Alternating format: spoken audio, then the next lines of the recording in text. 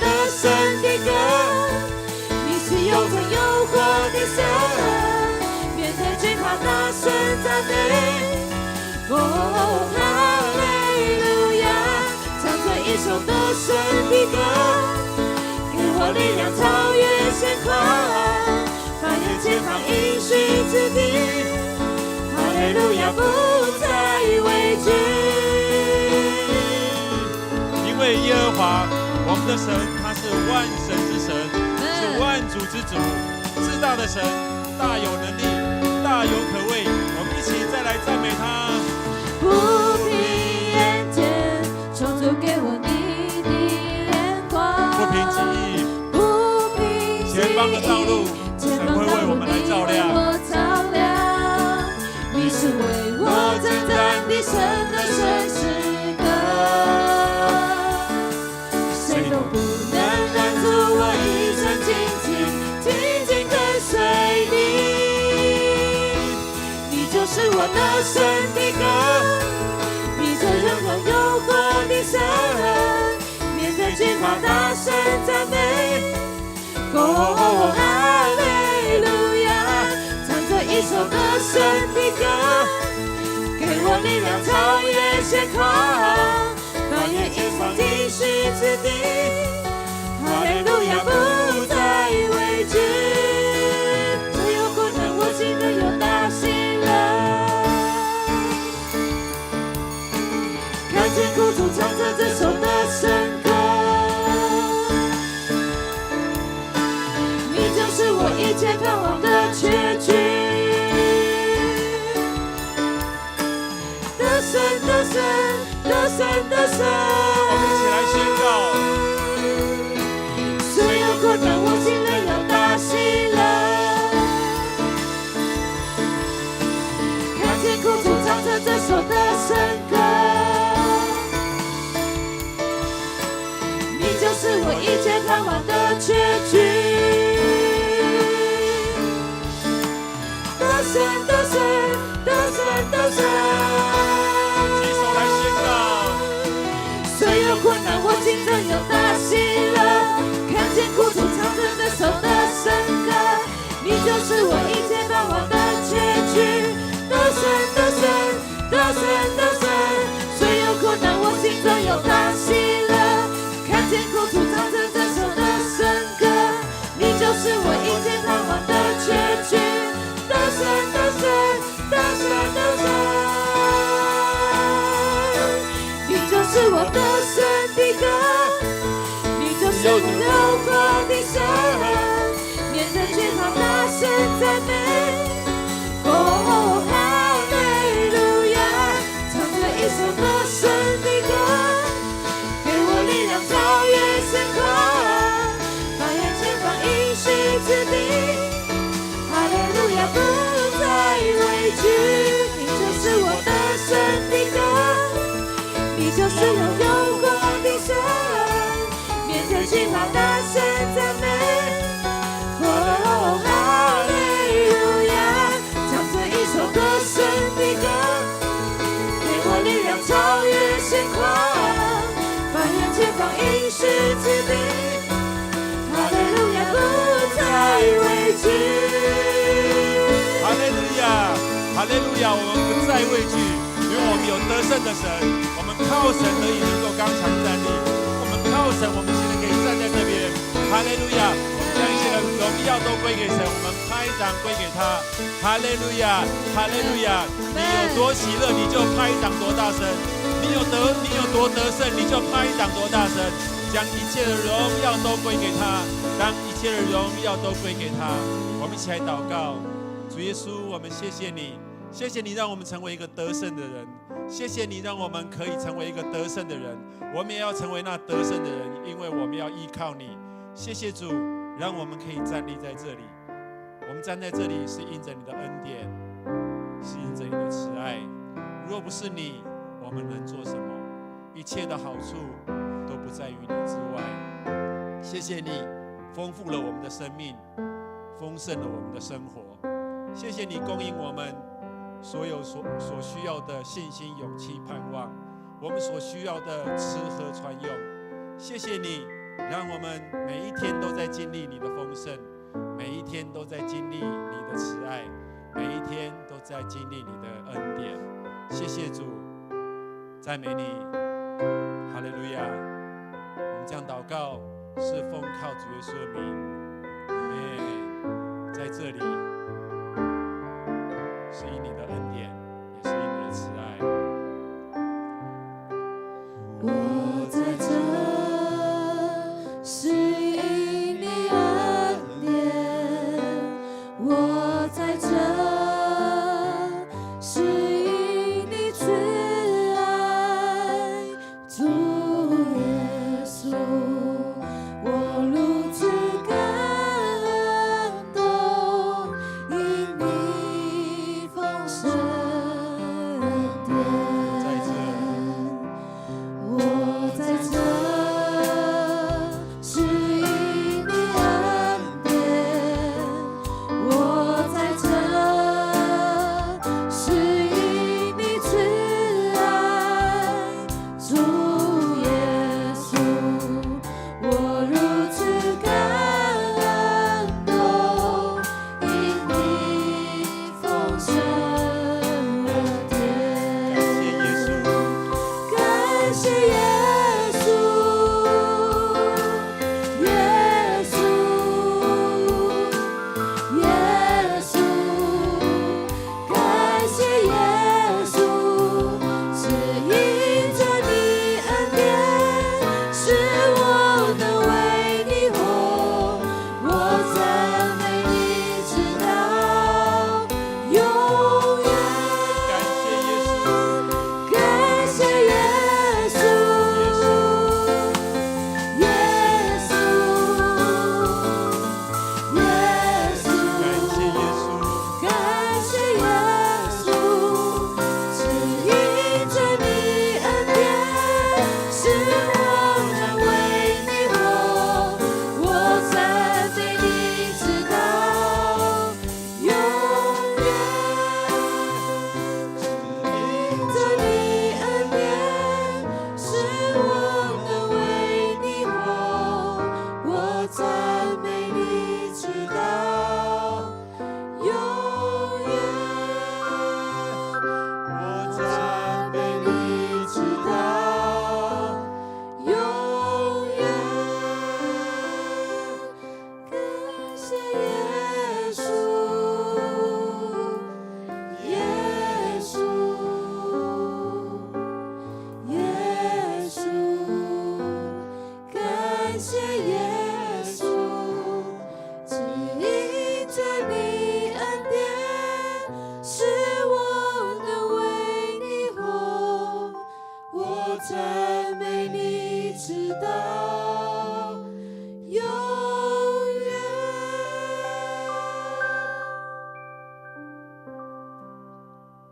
主在升天的前夕，他知道门徒需要能力来成就神国在地上的圣工，于是神就指示门徒说：“我要将我父所应许的降在你们身上，你们要在城里等候，直到你们领受从上头来的能力。”耶稣领他们到伯大尼的对面，就举手给他们祝福。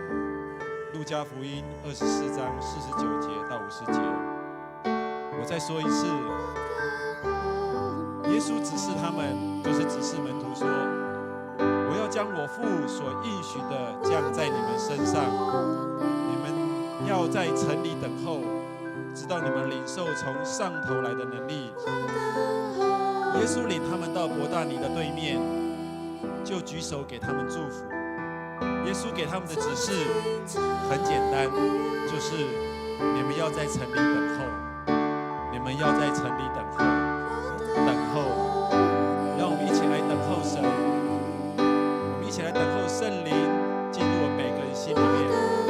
我们来呼求圣灵，跟神说，跟圣灵说：“我等候你，我的心预备好，等候你，我的心要来渴慕你，我的心要来渴慕你。”我们一起开口，我们来唱。我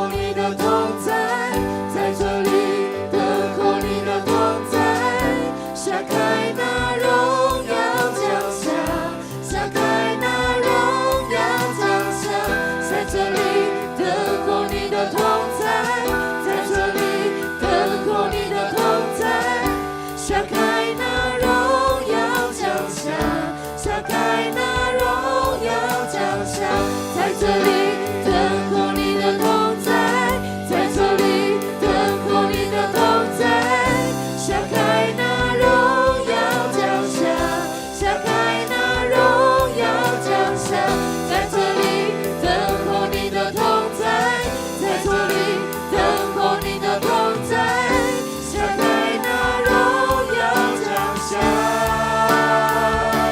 全然释放你宝贵生命，下开那降下来，下开那降下来，全然释放你宝贵生命，下开那降下来，下开那降下来，我等候你，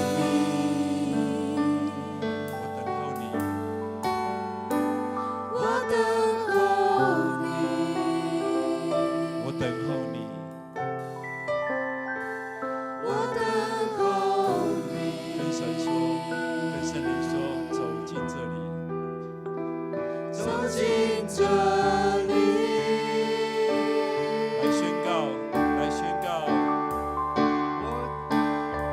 在这里等候你的同在，在这里等候你的同在，下开那荣耀降下，下开那荣耀降下，在这里等候你的同在，在这里等候你的同在，下开那荣耀降下，下开那荣耀降下，在这里等候你的同在，在这里等候你的同在，下开那荣耀降下，下开那荣耀降下，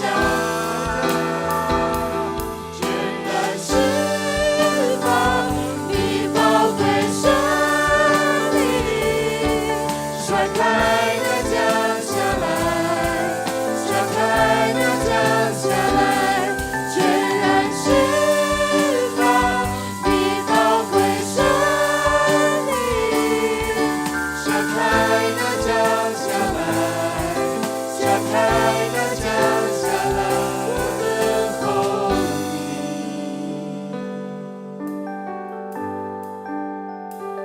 我等候你，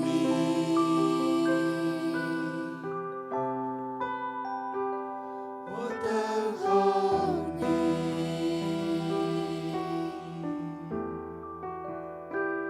走进这里，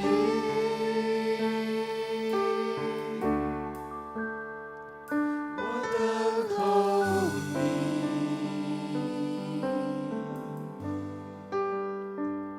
我等候你，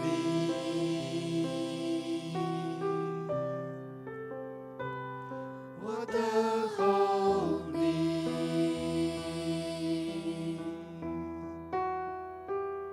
走进这里。谢谢神，谢谢父神，谢谢圣灵。阿门，阿门，阿门。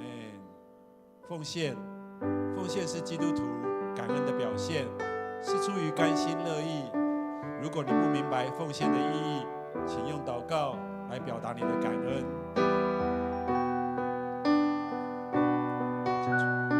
请坐。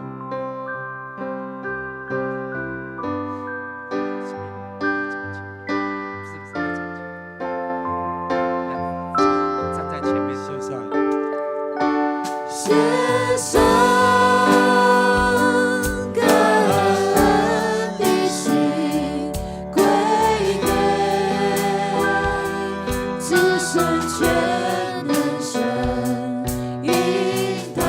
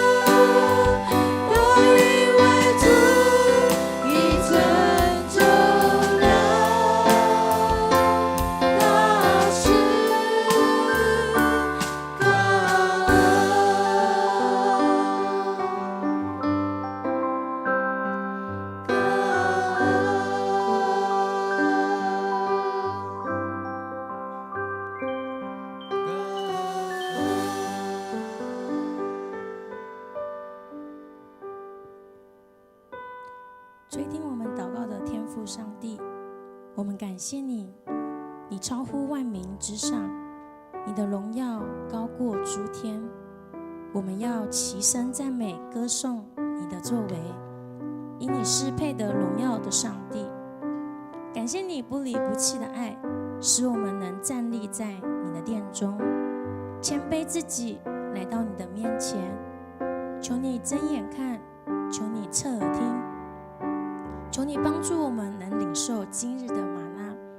我们要在永恒中承受你永远的荣耀与同在。在此献上我们的金钱作为圣工所用，愿主你悦纳。我们这样祷告都是奉主耶稣基督的名求，阿们。请坐。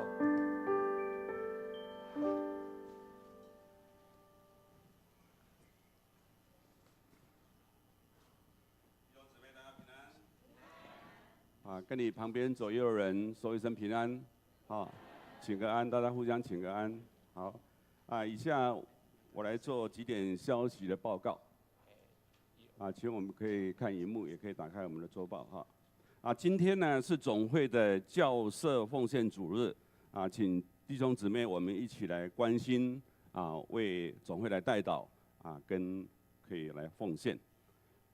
第二呢，8月25号就下个礼拜是本会的孝亲主日孝亲主日这个我们要跟德福的协研跟这个儿童的牧区他们一起来举办，要举办3代同堂的闯关活动什么时候报名截止呢？到明天礼拜1请我们可以向办公室来取这个报名表，然后来报名，到明天截止下个礼拜3代同堂的闯关活动小会的消息，教会从9月1号开始那我们晚上开放到10点钟结束，所以呢，希望我们各单位的聚会活动呢，能够在9点半之前就要来结束请大家来配合晚上每天的晚上10点钟我们要开放到10点钟教会第二点呢本会的全职的干事上班的时间9月1号我们也是要做一个调整他们是从上午9点到下午6点，那主日呢礼拜有没有上班？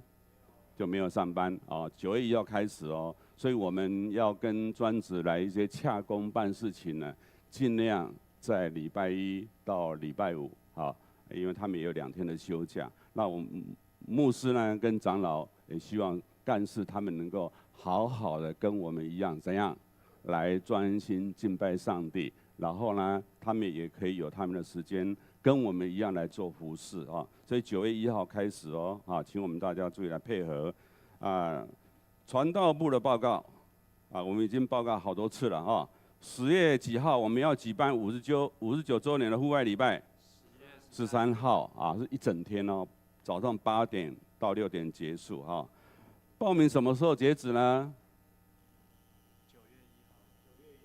？9月1号，请我们特别注意9月1号报名会每个人多少钱？400元了可以邀请我们的你的朋友跟家人一起来参加，好不好？好。我们一定要500块。已经报名的举手，我看看。哇，牧师报名还没有多少人呢。好。请我们加个油，好不好？9月1号那这个是早鸟报名会400元了，对不对？OK 晚鸟4000，晚鸟4000，太狠了。好，都是一样400块你可以花个400块，邀请一些福音朋友慕道朋友来参加让他们跟我们一起来认识好，来，我们接着来看医疗关怀小组现在这个时间已经快要结束了我们每个月有一次这个医疗关怀咨询了那如果我们要参加的话，应该是参加第1场礼拜。那第1场礼拜结束，就可以去这个参与关怀咨询，可以来一些健康的咨询活动那这个10点半到11点半已经快要结束了我们就放心在这礼拜好不好？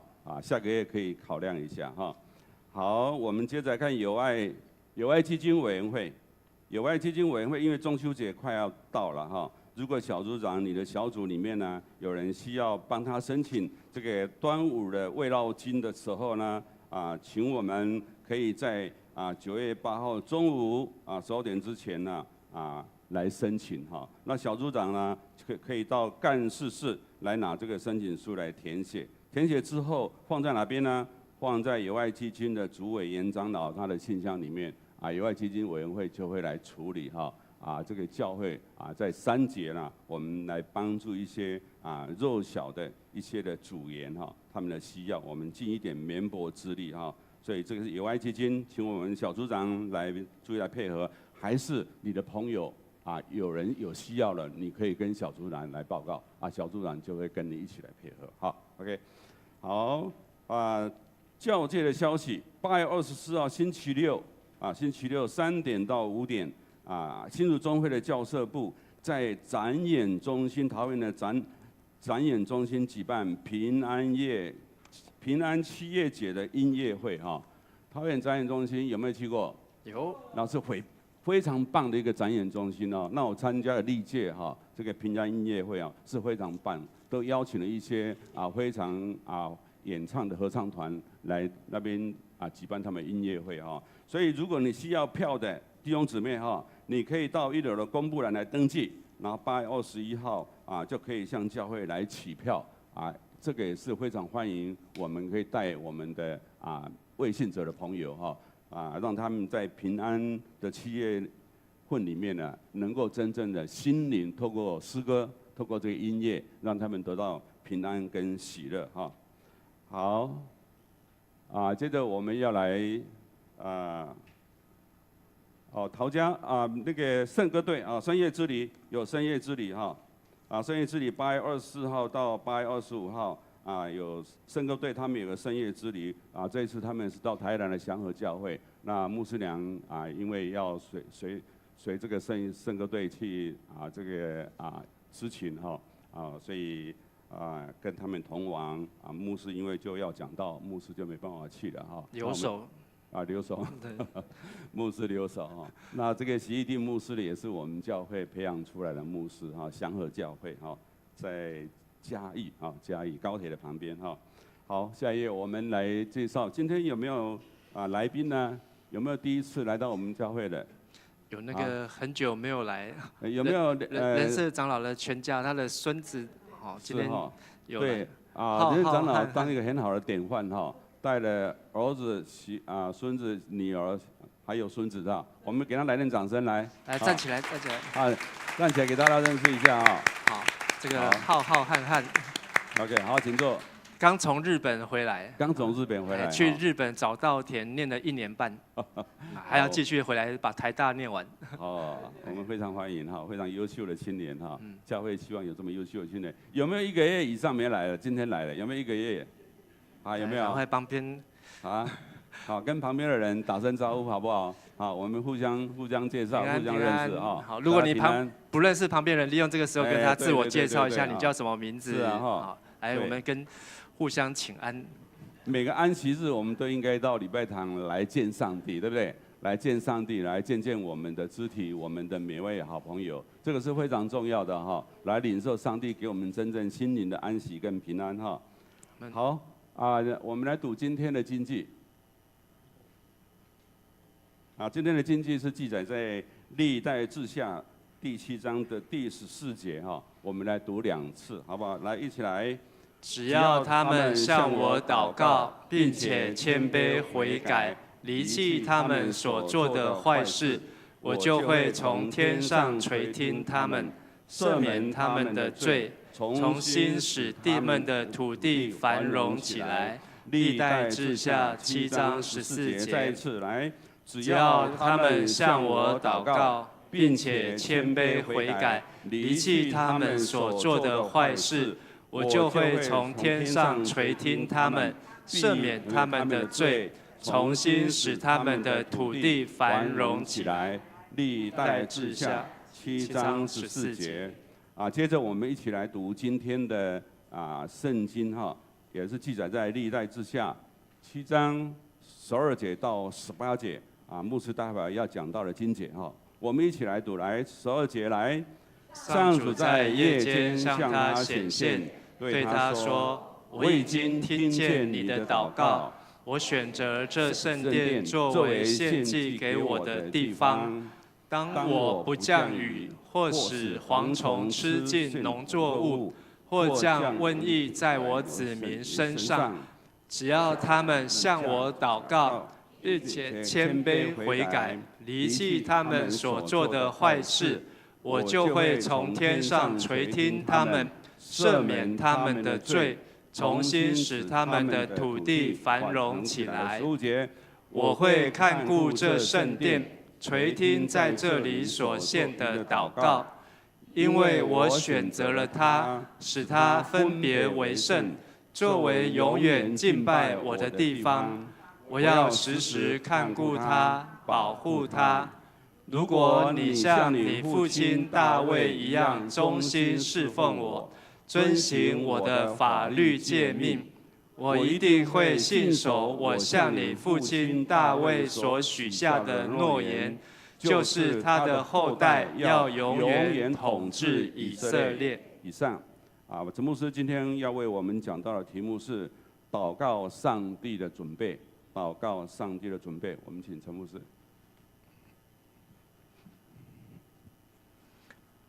各位弟兄姐妹，大家平安。在过去这个礼拜当中呢，牧师刚刚过了生日，好是50岁的生日，好现在是51岁。好，在生日那一天呢，好这个其实我们就那天跑去了南方澳，好去看允琪他参加的短宣队，结果回到家已经很晚的，好11点多，好那结果牧师娘还有2个女儿呢，还特别帮我唱生日快乐歌，然后唱生日快乐歌的时候还送我卡片，送我礼物，好所以非常的高兴。但是呢，这个要吹蜡烛的时候呢，牧师娘说：“哎，你们要许什么愿？”我说我没有想到，哎，结果牧师娘就说：“你自己主日讲道还叫人家说好要准备好，上个礼拜讲道的时候，好，如果上帝跟你显现的时候，你要3秒钟要回答出来，你怎么都没有准备？”好说好，我赶快想，好，然后呢想到了，好说那我许的愿呢，就是我希望以后每次看到我老婆看到牧师娘的时候呢，她的脸上都笑嘻嘻的，结果她马上脸就拉下来。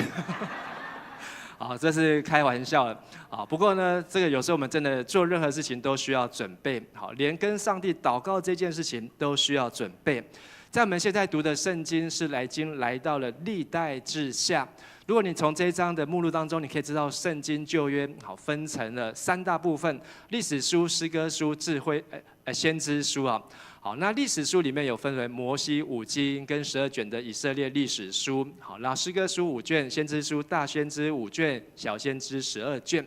而这些的历史书呢，在告诉我们所有认识上帝跟人之间的过程啊，透过这一些，让我们知道我们怎么样找到认识上帝的路。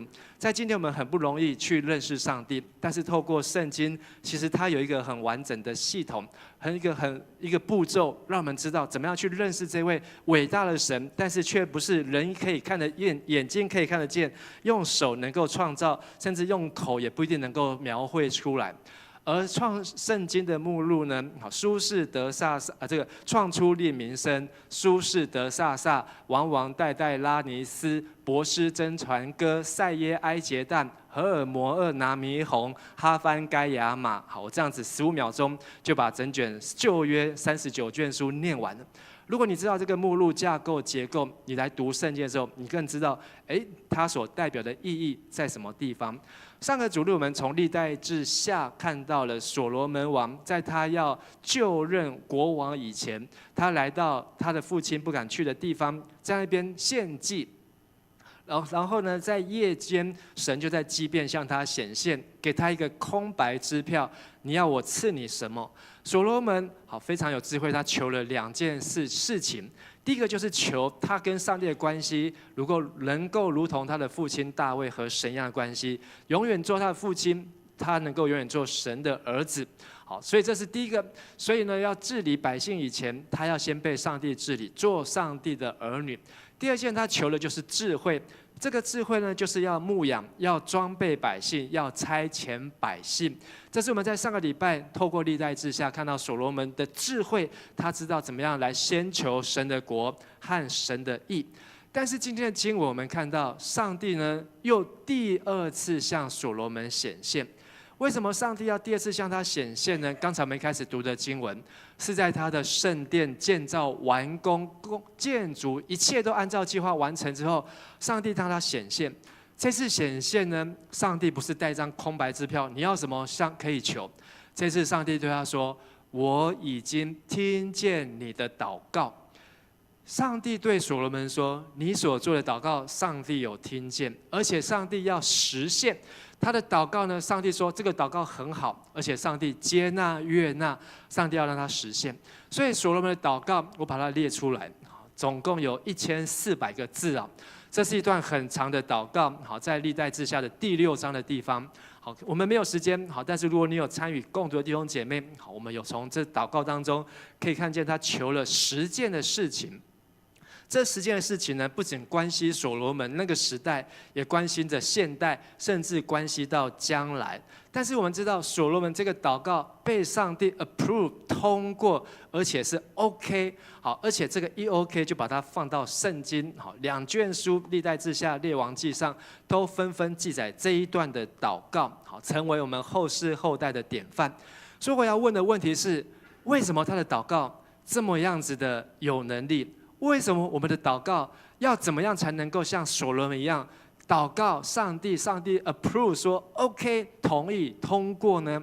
我觉得有3件事情是我们可以来学习所罗门王他如何来预备祷告，向神来祷告。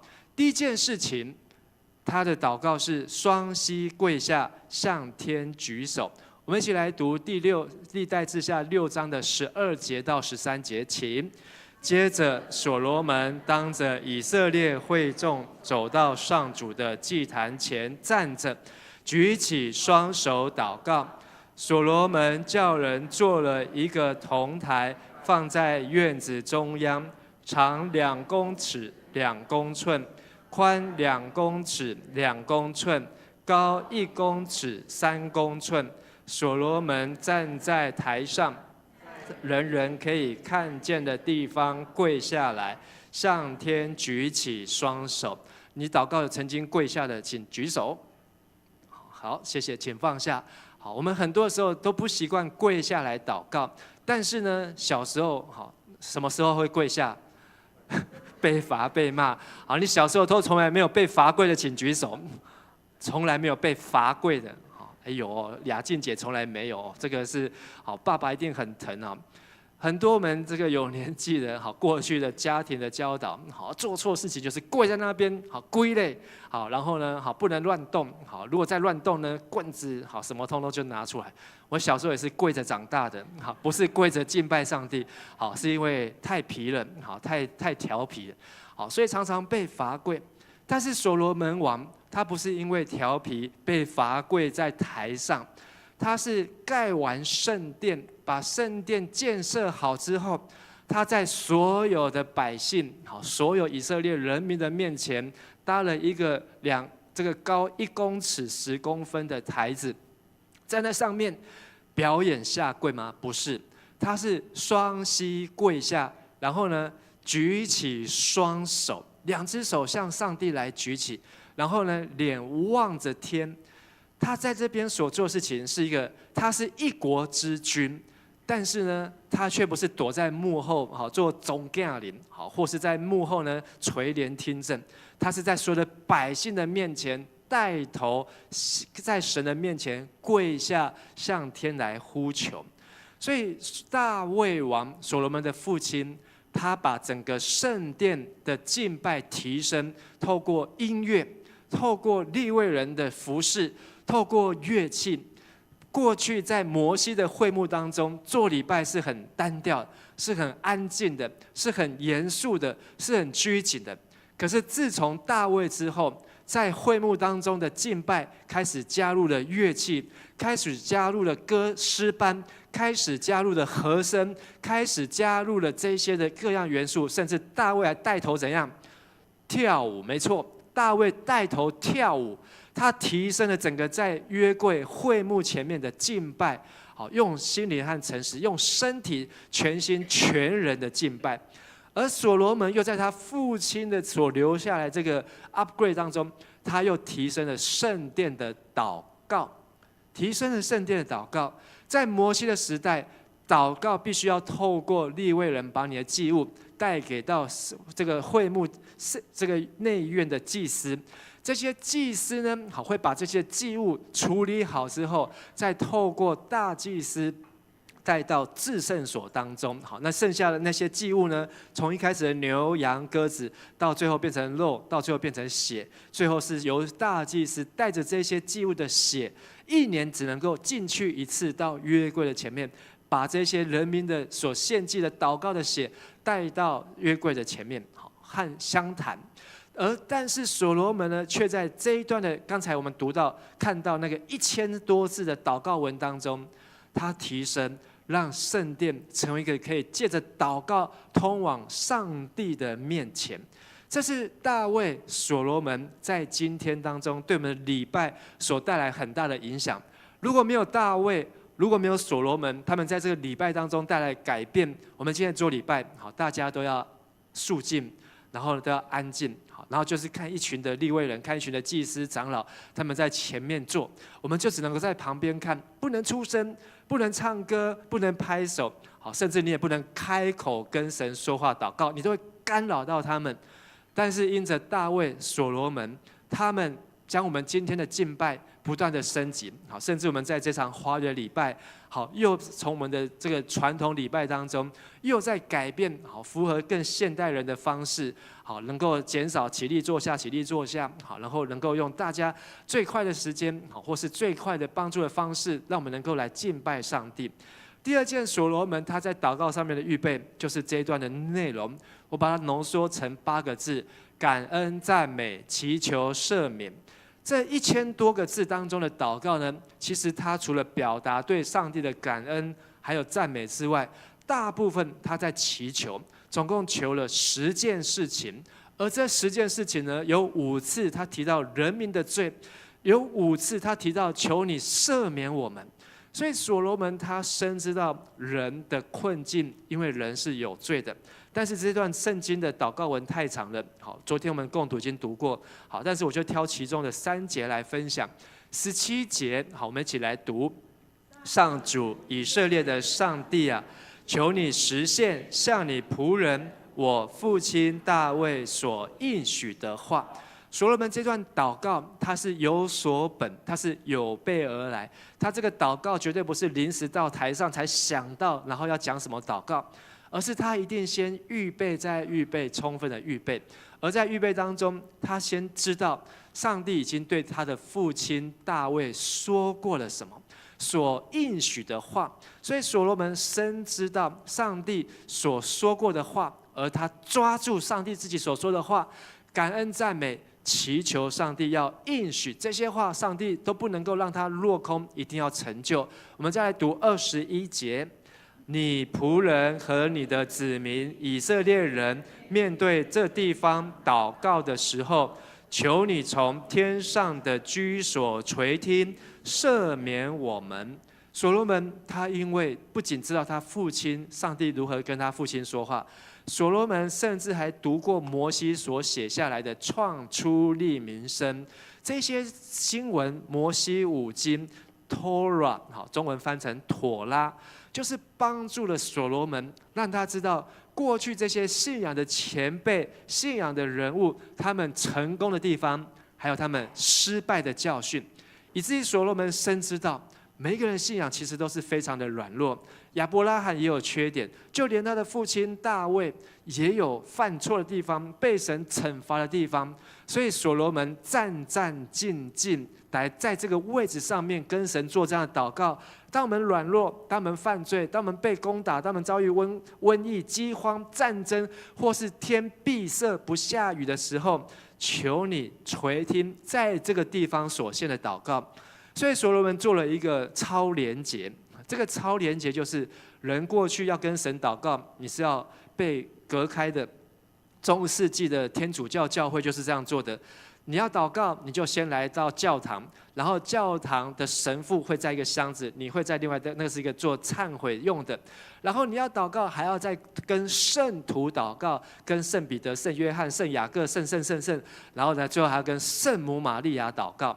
然后你跟这些人祷告完之后，再请他们把你的祷告怎样带到天上去，到耶稣的面前，然后耶稣再把我们祷告带到上帝的面前。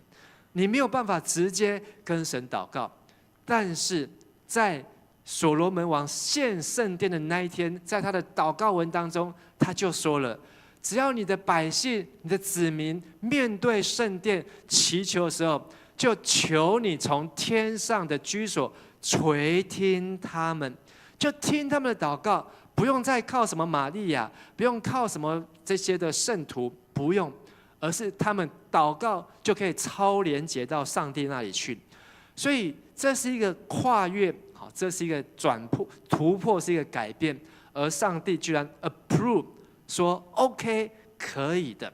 而第40节，好，我们一起来念：我的上帝啊，现在求你观看，侧耳听我们在这里献上的祷告。好，这句话原来的翻译好是我们比较清楚的。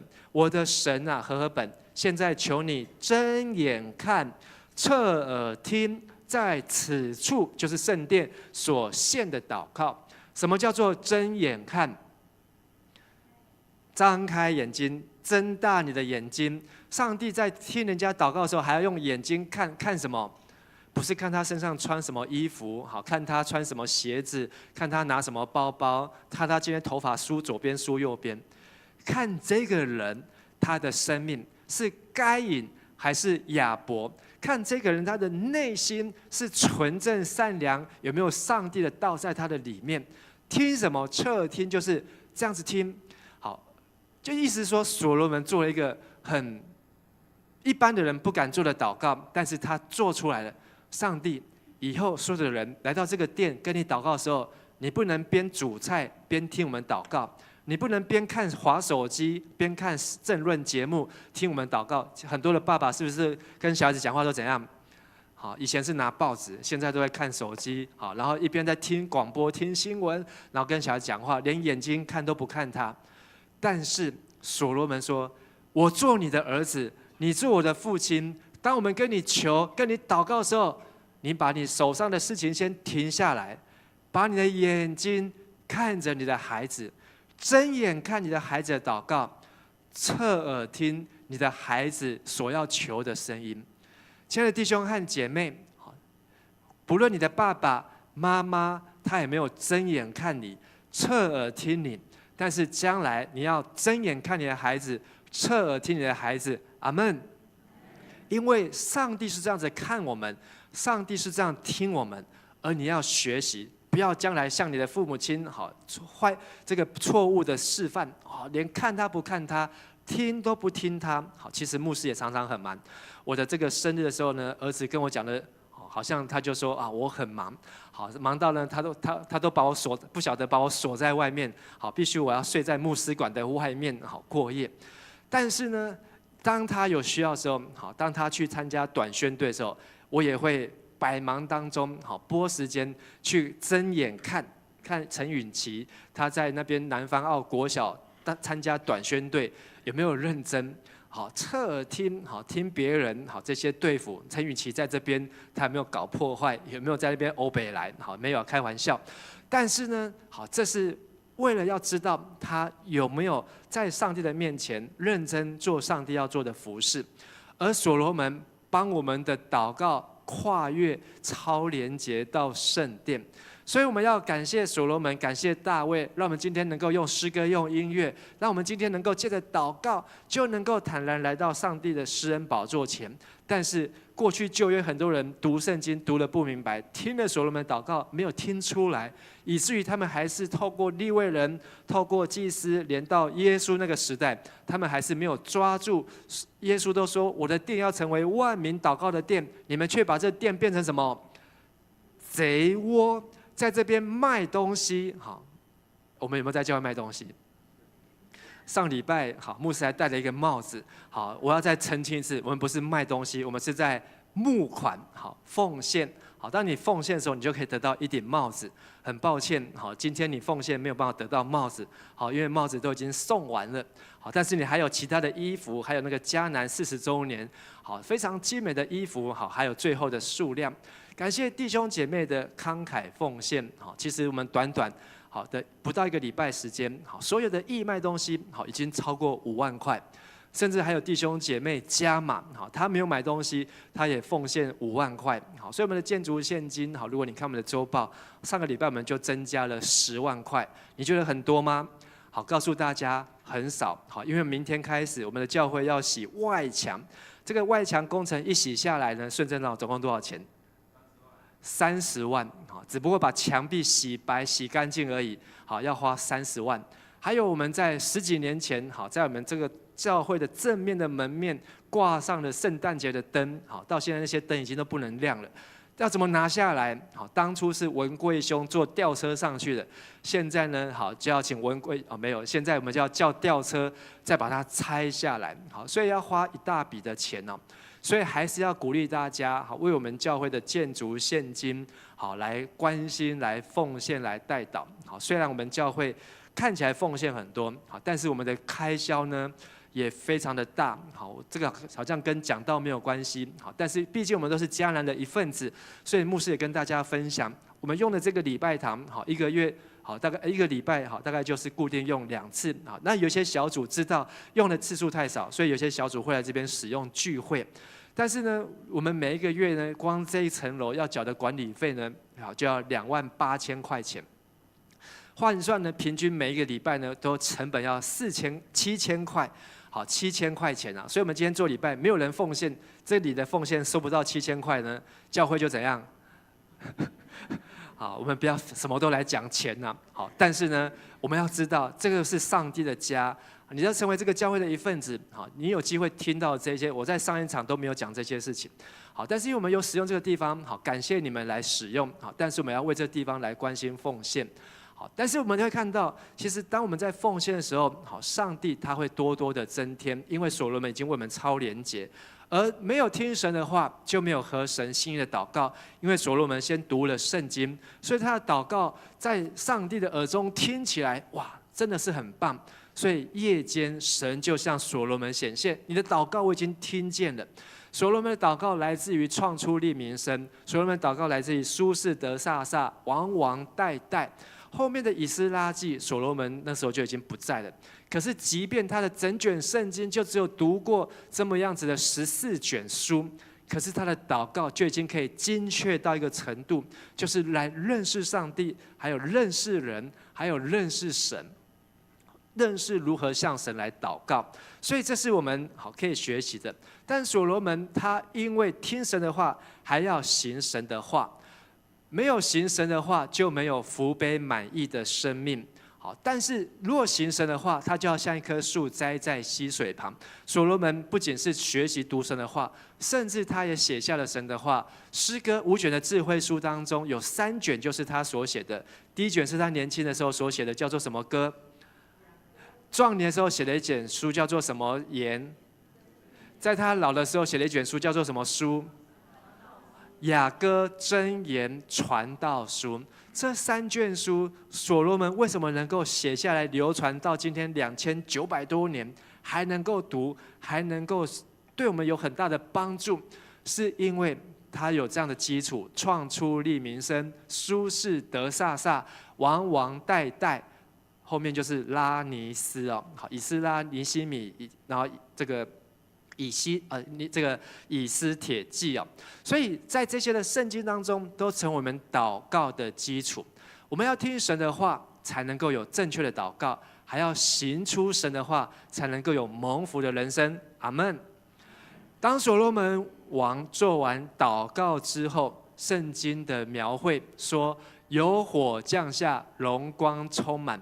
第7章历代志下第7章第1节，请大家一起来读。所罗门王祷告完毕，有火从天下来，烧尽所献的烧化祭和其他祭物。上主的光辉充满圣殿。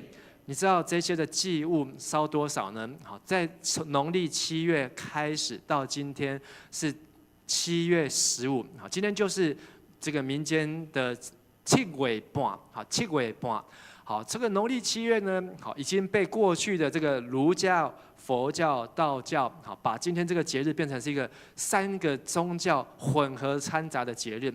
但是呢，做生意的人也很厉害，好，他利用今天这个时候呢，好好来大赚一笔，规箱的乖乖安怎提来摆，好啊，孔雀饼干，好，小时候我就是听孔雀饼干，现在长大变乖乖，好，以后还有什么都可以拿出来拜，好，他们就会把它变成大捞一笔。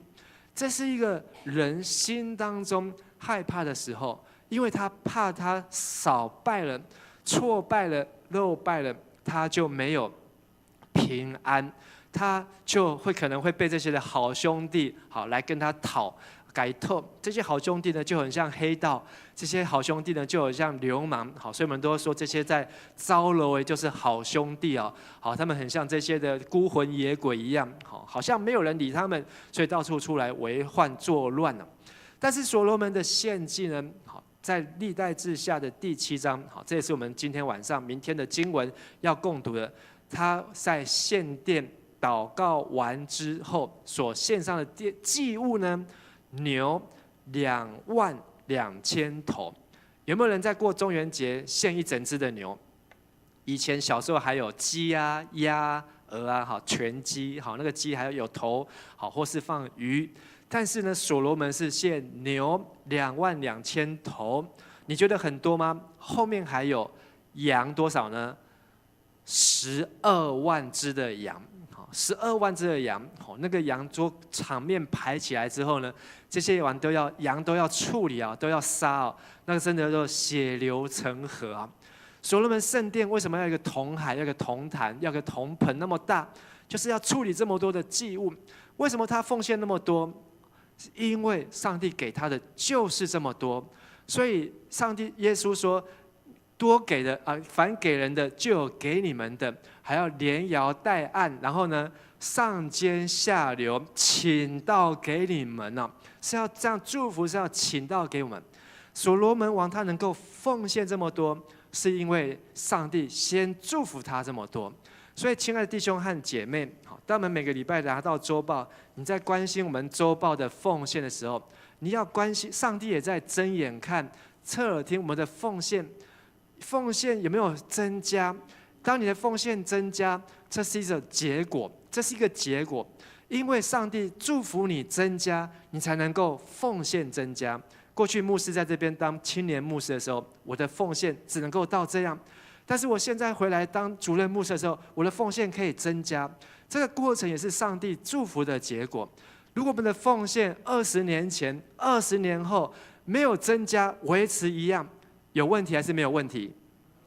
有问题啊，亲爱的弟兄姐妹！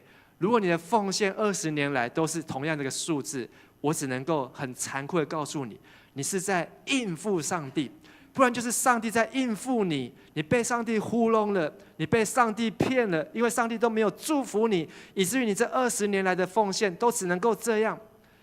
但是如果你知道上帝有在祝福你，你就不应该让你的奉献停留在原地踏步。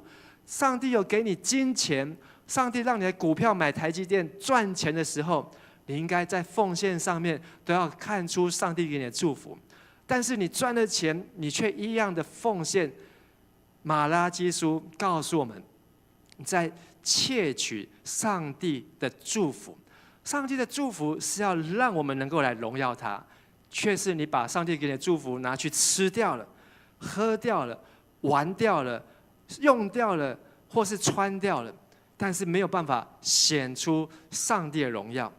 有火从天上降下来，22000头的牛，12万只的羊，在那个场景当中，我把它圈出来，红色那个字叫做什么？烧尽。那么多的牛羊，上帝晃一下，全部都灰飞烟灭。上帝通通把它收走了、悦纳了，因为赏赐的是耶和华，收的也是耶和华。我们的教会为什么能够盖出8层楼？我们的教会为什么能够买下中华路33号？都是靠弟兄姐妹，上帝给每位弟兄姐妹的祝福，让大家是甘心乐意的拿出来奉献。所以今天你在这边吹的冷气的钱，你在这边所用的音响，所看的这些的设备，都是来自于上帝的祝福啊。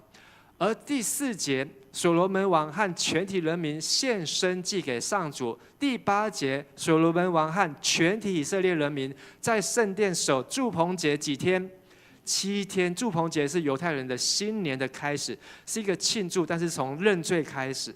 而他们这个经文，他们看见所罗门王的国家多大呢？北从哈马隘口，南到埃及的边境。今天在那边打来打去的加萨走廊，不过只是这一段，现在所罗门王这一段的1/5。所罗门王那时候的国土是现在以色列还在跟以哈战争在打来打去的5倍以上，打到了叙利亚北边，都是以色列人；南边到埃及、阿拉伯都是以色列人。所以这句话说，只要住在哈马隘口以南、埃及边境以北，在这个地区的人都叫做以色列人。这个国家是大到治理在这么大的范围这当中的人民，而上帝让大卫所罗门有智慧来治理他们。在七月半的当中，我们最常的就是献3牲5果，然后献祭。你知道这些到底是在拜什么吗？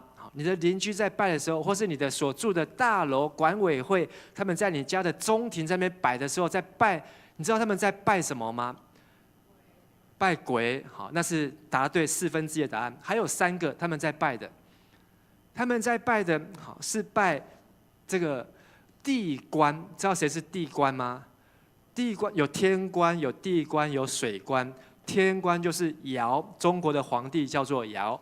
地官就是舜，就是尧传承的那个人，他不是他的儿子哦，他是选贤与能传给舜。还有水官就是禹，就是大禹治水的禹。这个地官他的生日呢，就是农历的7月15号。所以在过去的传统当中，因为这个舜他有2个很出名。第一个，他很孝顺，他很孝顺。他20岁呢，他的孝顺的事迹呢，就传到皇帝的耳中，尧就听见了。尧说：“哇，哪有人像他这么孝顺？”但是讲出来，他到底哪里孝顺？他的爸爸对舜不好。后来他的妈妈死掉了，爸爸再娶，然后再娶之后呢的这些兄弟呢都对舜不好，所以舜这个人在年轻的时候呢，爸爸苦毒他，后母虐待他，他的这些的兄弟呢都想要联手来害他，可是舜呢，他都一颗不愿意去伤害他们的心，还是一样照儿子应该尽的本分，照兄弟应该尽的本分，善待他的父亲母亲和他的兄弟。所以这件事情让尧听见了。舜呢，终于在他58岁的时候当了皇帝。当了皇帝的时候呢，他就问一件事情，说：当了皇帝，中国领土这么样的大，人民这么的多，好像所罗门王在问的事情，他要怎么样去治理这些的百姓呢？他问了他的文武百官，有一个人告诉他说：你要治理这个国家，第一件事情，你就是要秉公行义，就是要做公正对的事情。他说好。第二件事情，你就是要好好的治理土地，让这个土地呢，中国有这么大片的土地呢，让这土地呢要善尽，让这土地的生产粮食，所以他就被封为地官，就是在管这些的生产哦。好，所以呢，其实中元节一开始是在庆祝舜皇帝的生日，然后呢，他又是一个掌管很会开发农地，所以呢，所有的五谷收成的时候，都会在这个农历7月15的时候把它献上，然后要感谢天、感谢地、感谢父母。所以中元节在拜的第一个是舜的生日，第二是他们的祖先，第三个拜的是地基主，就是掌管这个地基主，第四个才是好兄弟。我今天讲完这一篇呢，你就可以回去跟你的隔壁邻居，好，你可以去跟他教他。你知道你在拜什么吗？好，他说如果只有拜好兄弟，你可以告诉他你少拜了3件事情。为什么你比他还知道？我还可以再告诉你，你在拜的这些事情，我们的圣经的人物都已经拜过了。他拜了天，他拜了掌管这个土地的神，他也拜了所有掌管天地万物的上主。所以你可以告诉他，你不用这么麻烦，还要去抱整箱的乖乖。你只要来迦南教会做礼拜，你要跟着一起来中华路33号2楼来这边敬拜上帝，你就可以把平安带回去，你就可以有上帝的同在，不用担心有这些好兄弟还会来在农历7月的时候出来害你，然后你还要再准备一些以前这些的生计，非常的麻烦，以至于呢还要大家想办法消耗。现在大家生意人真的很聪明，都买泡面啊、罐头啊、沙士啊，拜完之后呢，怎么样？慢慢吃，慢慢用。好，但是呢，我们的上帝他是烧尽这一切的祭物，因为他不是要乖乖，上帝也不是要鸡要鸭，上帝要的是这个人的心有没有认识神、尊崇神。所以当所罗门祷告对了，他做什么事情都不用担心、害怕犯错。即便没有人告诉他，你这样祷告会有问题哦，你这个祷告不符合圣经哦，你这样的祷告会把摩西的会幕的游戏规则都更改。但是他人对了，祷告就对了，而做什么事情都不怕错。好，请跟牧师说一次：人对了，祷告就对了，做什么事都不怕错。好，所以跟你旁边的弟兄姐妹说，我们要成为一个对的人。我们要成为一个对的人，对的人就是你要先让你的头脑对，知道想什么是对的事情，对和错在哪里，就在这里，圣经。所以所罗门王他知道，他来到约柜的面前，他不用担心害怕，像那时候大卫非常害怕约柜，有没有？他怕到呢，看到乌撒被上帝冲破肢的画面之后呢，他呢足足有3个月不敢亲近。后来重新再去研究圣经，知道怎么样迎接约柜的方法。而所罗门呢，他已经没有那个害怕恐惧，他能够知道怎么样来亲近约柜，甚至能够向着约柜来祷告，以至于上帝的荣耀降下来，上帝的同在临到他们了。上帝的灵在，上帝的荣耀，好，在希伯来文叫做 Shekinah， 请大家说一次。好 ，Shekinah 就代表是上帝的同在，上帝的荣耀临到，上帝的荣耀临到。好，那上帝的同在临到呢，就像是一个从天而降在百姓的身上。但是所罗门好知道这样子的场景好是一时，而他必须要一世的抓住。所以他做了祷告，并且他也听了神的话，而神最后对所罗门的回应，好，在历代志下7章14到18节，14节到16节，我们一起来读：只要他们向我祷告，并且谦卑悔改，离弃他们所做的坏事，我就会从天上垂听他们，赦免他们的罪，重新使他们的土地繁荣起来。我会看顾这圣殿，垂听在这里所献的祷告，因为我选择了它，使它分别为圣，作为永远敬拜我的地方。我要时时看顾它，保护它。你真的可以告诉你的邻居，不用go拜地基主啊，你要让这个土地重新繁荣起来，就写在这里。只要祷告、谦卑、悔改、离弃恶事，上帝就垂听、赦免，重新让土地繁荣起来。你的奉献，你给上帝的礼物，会像所罗门一样，是受上帝的祝福。你可以大手笔的奉献，你可以慷慨的奉献。昨天我听到，好，在我们的台北双联教会，好，有一个不知名的人士，他每一年都会为教会奉献这样，不是1亿啊，1000万。每一年他都为教会奉献1000万。好，但是呢，他以前不是奉献1000万，他以前可能是从奉献几千块开始。但是当上帝不断的祝福他，他奉献1000万，真的是心都不会痛，手都不会软。当我去开拓嘉光教会的时候，有一次主日礼拜，有一个那天奉献完之后，俊宇长老跑来跟我说：“牧师，今日的奉献安内哦。”我说：“偌济？100万哈！一个主日礼拜，有一个姐妹带了100万来嘉光教会来奉献，好，因为嘉光教会那时候要建堂，好，要买礼拜堂。当我们领受上帝的祝福，上帝他就会让我们的手有力量，能够参与上帝的殿的建造。阿们。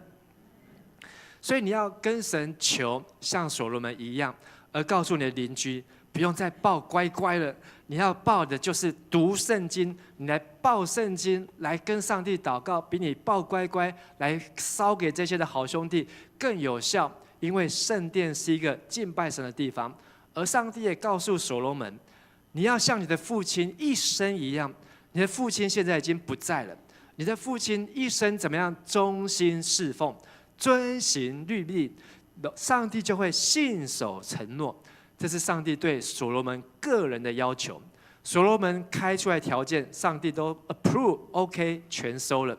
但是上帝告诉所罗门，你要像你的父亲一生一样，有头有尾，有头有尾。好，我们在共读历代志下的时候，一开始就讲到列王记，让我们看到所罗门王是吼逃，然后呢，鸟起阿尾，他的下场结束只能够用4个字来形容：下落不明啊。所罗门最后怎么死的？圣经没有交代。死之前他做了哪些事情？好，圣经都把它写下来。所以呢，以至于他没有办法像大卫一样，忠心到底，遵行上帝的话，到人生的最后，上帝就会信守他的承诺。难怪所罗门一死，甚至所罗门还没有死之前，战争就开打了，开始他的臣仆就起来叛变了。他的父亲打下来这么大好的江山，就开始乱了。换作今天的术语来讲，公司里面就开始乱了。你的工厂里面开始机器就坏掉了，你种的东西开始没事就降冰雹，然后没事开始就有虫害，你知道投资的股票开始就被套牢了，一切都跟你跟上帝的关系大有关系啊！有关系就没关系，没关系就怎样？大有关系了。结论来看，祷告不是一时，而是一生的累积。圣殿呢，只不过是一时。这个圣殿，所罗门使用盖好使用，到他被这个尼布甲尼撒王拆掉，总共用了381年，只有381年。后来70年后，他们又归回，20年后盖起来，将近100年之后又重盖。可是到了罗马帝国的将军手下的将军提多将军，又被拆掉第2次，又被拆掉第2次。每一次拆掉，上帝都有放话。因为在这边敬拜的人，在这个殿做礼拜的人，他们没有成为祷告的人，他们没有向神让上帝睁眼看的时候，侧耳听的时候，只看到乖乖，只听到龟兄腿来拜，可是在拜什么都不知道。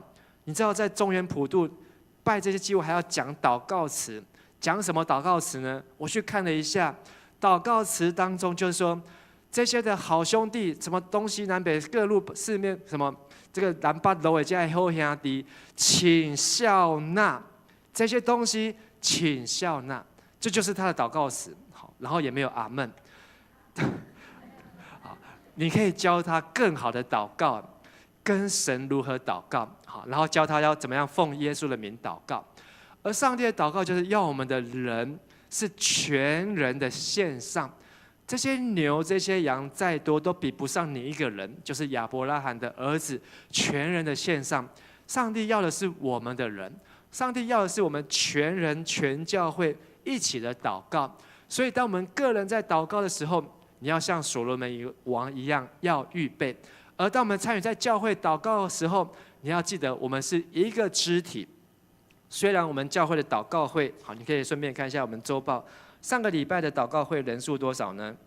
现场21人 ，Google Meet 好11人 ，YouTube 45人，好，这是指那个礼拜3 8点到9点这段时间同时参与的人，好，加起来是77个人。而我们的教会呢有多少人？你看左边做礼拜481个人，连零头都没有。好，有400个人好没有来参加祷告会。好，牧师现在不是在控告，不用害怕。好，我不会控告你们。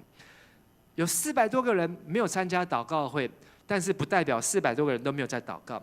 祷告会是有限的，但是上帝所要的是我们可以一起的祷告。上帝希望的是这480几个人，大家可以同心的、合意的一起来祷告。当然，那个祷告会是一个象征。好，我每次都笑说，你知道看这个教会祷告会人数，就可以知道这个教会多少人在做礼拜，多少呢？1/10，好，1/10。这个祷告会人数乘以10，就是那个教会的会员人数。好，所以把我们祷告会77个人乘以10多少？770。我们的成人会员加上儿童会员就是700多，有准不？非常的准，好，非常的准。好，那这是我们的长老教会都是1/10人出来祷告而已，9/10人找不到一起祷告的机会，所以我们希望我们能够一起的祷告，全教会一起的祷告。而我们在10月13号，我们要去到淡水，好，真理大学。我们去那边不只是参加一个户外礼拜，我也希望你不是只是为了去吃那个老船长的餐厅而去，也不是为了要去吃这个淡水的阿给，或是去吃淡水的这个铁蛋而去。我希望你有更不一样的动机。我希望我们大家能够有一个是，我们是同样的教会，我们要一起走出去，要一起去领受上帝的见证。我们要一起去看真理大学是马街在那边所设立的学校，马街在那边设立的学校教出来学生，透过他们这些学生，从5个、4个、6个、10个、20个这样收到有的学生，他就从淡水来到了桃园，先到了南崁，再从南崁设立的教会来到了桃园，再到桃园又来到了嘉南中华路。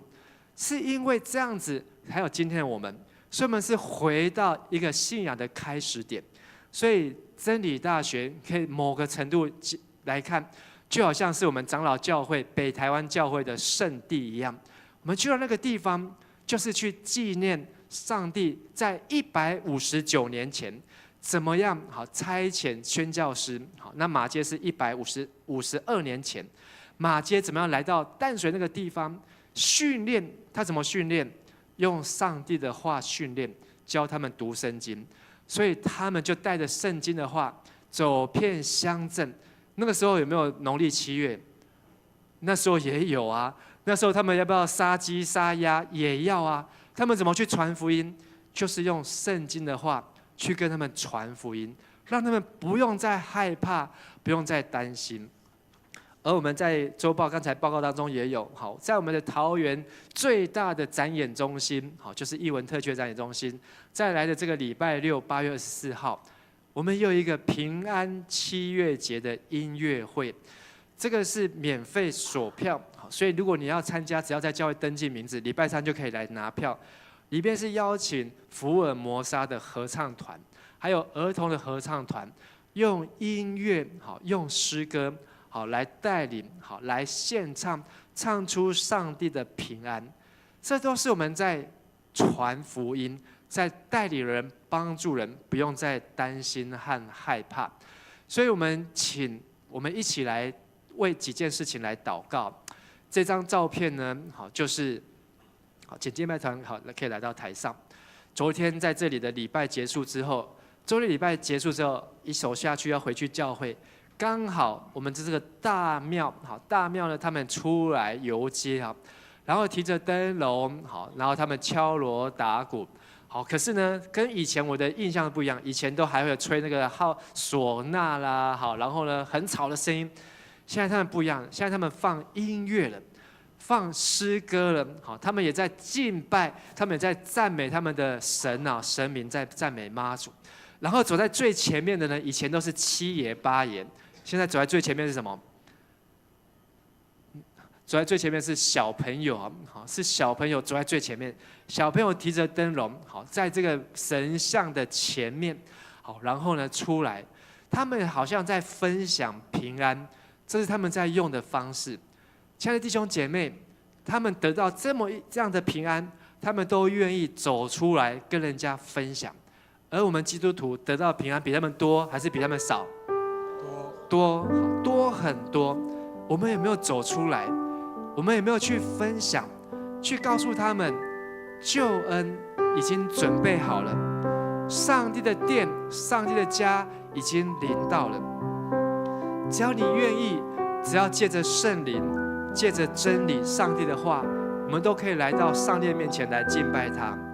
求上帝帮助我们，每次要祷告以前，我们都先有上帝的话在我们心中，让我们祷告不是凭空捏造，我们的祷告不要那种自己想象出来的，而是有所本。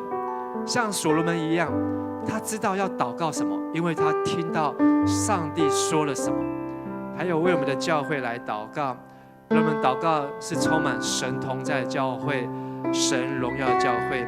邀请大家一起从座位上站立起来，我们来敬拜我们的神，也用这首诗歌来祷告我们的神。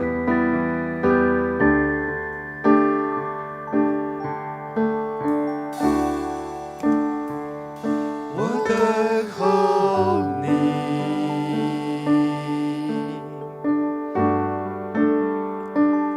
我等候你，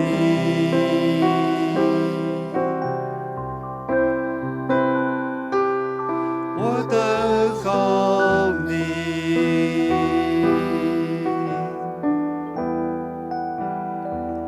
走进这里。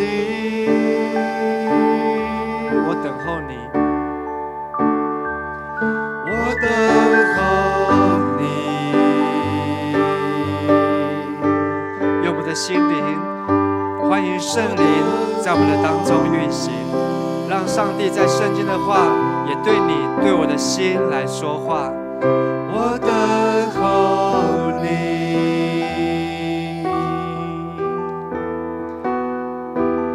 走进这里。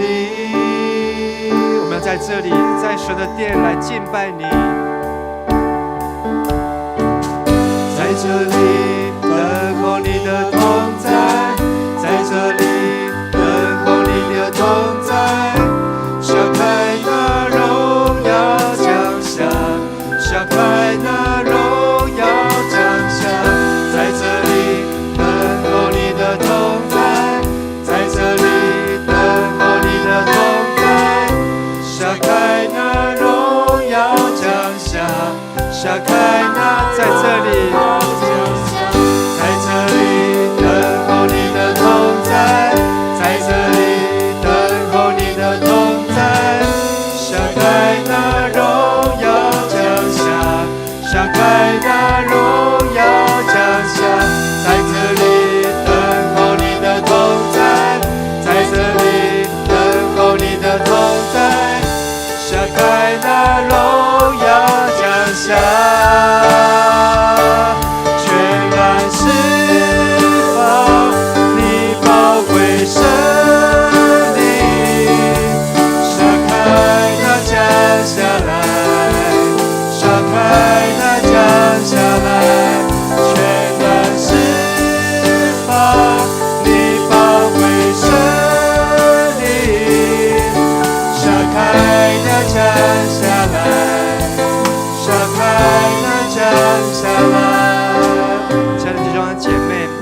邀请大家一起来做同样的祷告。这是上帝的殿，所罗门王已经为我们超越超连结。只要当我们向着这殿的祷告的时候，在天上的父不要睁眼看侧听，在此地此处所献上的祷告，我们要为在这地上一起住在这地上的百姓来祷告。上帝让我们看见住在这地上的百姓心中有多么样的缺乏平安，而我们有神的平安，我们可以带给他们平安。我们为他们来祷告，求神让他们听见上帝的话语，求神让他们明白上帝的救恩，求神让他们知道他们所拜的不是鬼，不是其他的神明，所要敬拜的是独一的真神，是天上垂听掌管万物的神，是宇宙万物的神。我们一起同声开口，来为这土地上的百姓、人民、我们的邻居，一起同声开口来祷告。哈利路亚！天父上帝，我们要为我们住在这地上的百姓来祷告。主要让我们双膝跪下，举双手，主要来为这地的百姓、人民来祷告。主要因为你看见在这地上人民活在害怕的当中，活在恐惧当中。主要让我们知道人心当中的惧怕，也让我们知道怎么样来分享、见证上帝的福音，来见证上帝的荣耀同在。主啊，求你释放你的圣灵，全然释放你宝贵圣灵，撒开那降下来，撒开那降下来，全然释放你宝贵圣灵，撒开那降下来。举起我们的手，举起我们的双手，说主啊，全然释放你宝贵圣灵，撒开，举高我们的双手，主啊，愿你的圣灵在这个降下来，全然释放你宝贵圣灵，撒开那降下来。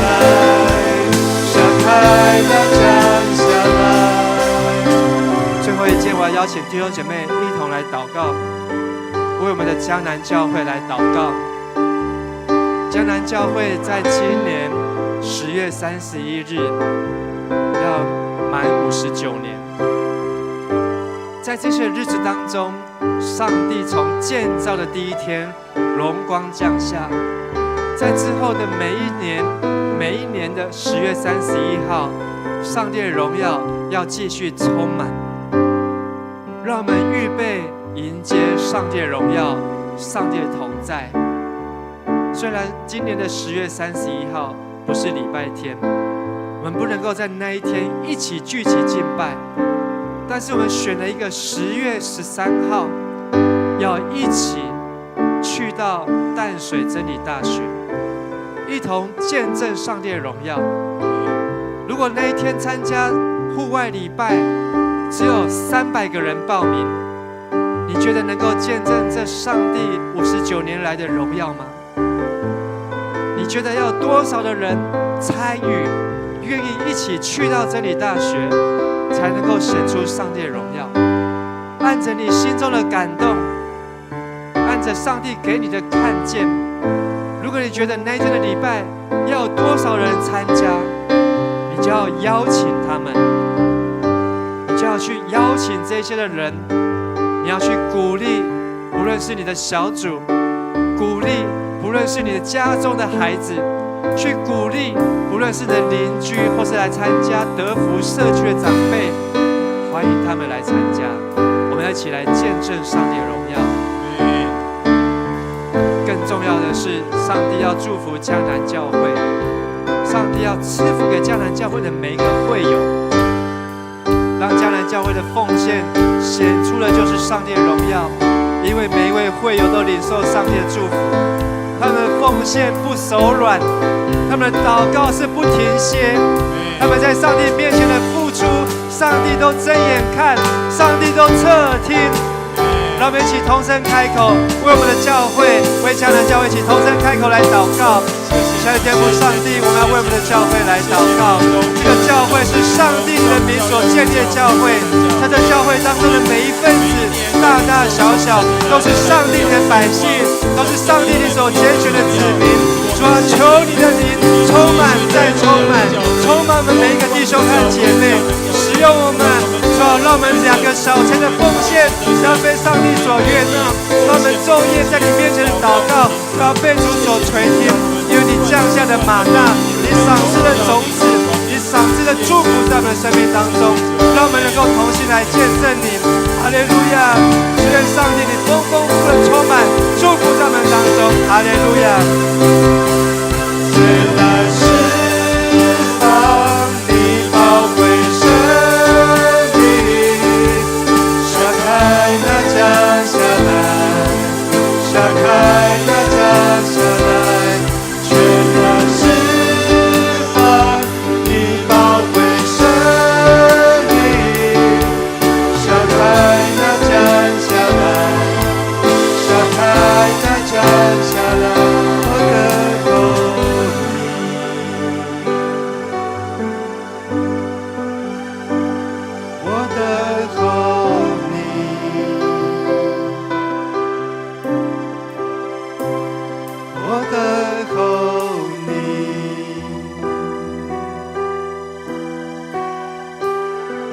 进这里。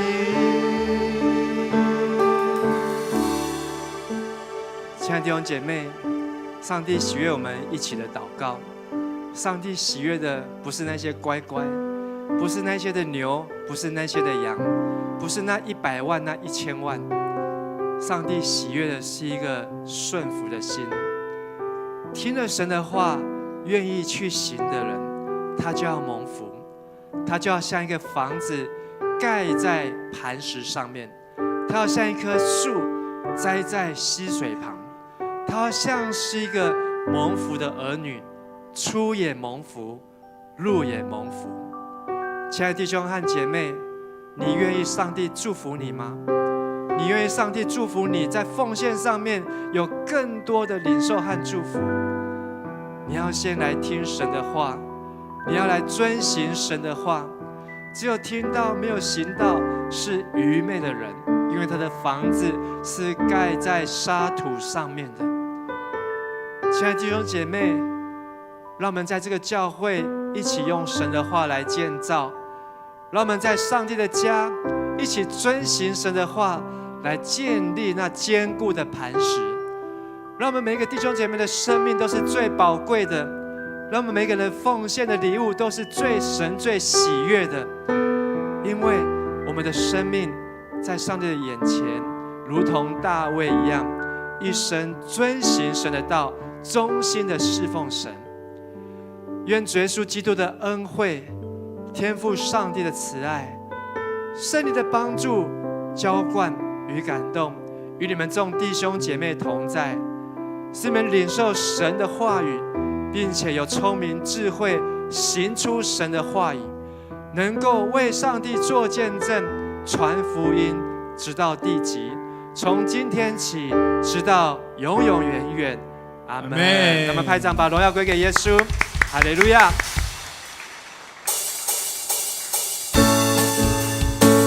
我们继续来唱这一首得胜的歌，因为我们所领受的就是得胜，我们所领受的就是得胜，不凭眼见，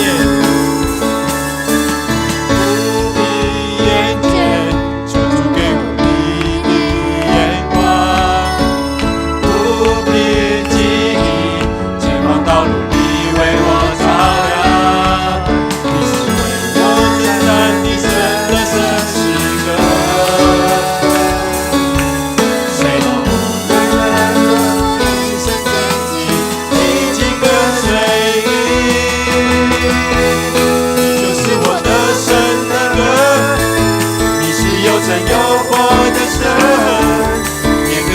大声赞美，哦，哈利路亚！唱着一首得胜的歌，给我力量超越险况，放眼前方应许之地，哈利路亚，不再畏惧。虽然有着我心中有大喜乐，看清苦楚，唱着这首得胜歌。你就是我一切盼望的确据。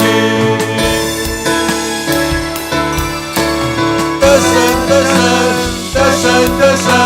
再一次，虽然困难，我心仍有大喜乐。看清苦楚，唱着这首得胜歌。你就是我一切盼望的确据。得胜，得胜，得胜，得胜，再次，大喜乐，得胜歌，结局，得胜，得胜，得胜，得胜，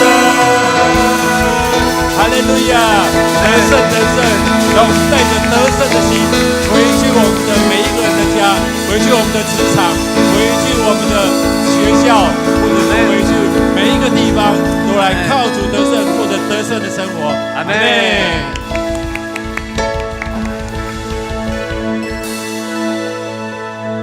好，我们今天的聚会到这边。那在我们教会49号的1楼，还有最后的义卖。好，那我们都是希望这些东西都能够把它出清。好，那我们也彼此祝福，让我们带着平安，带着喜乐，好，能够回到我们家中，与人来分享，彼此请安。愿神祝福各位。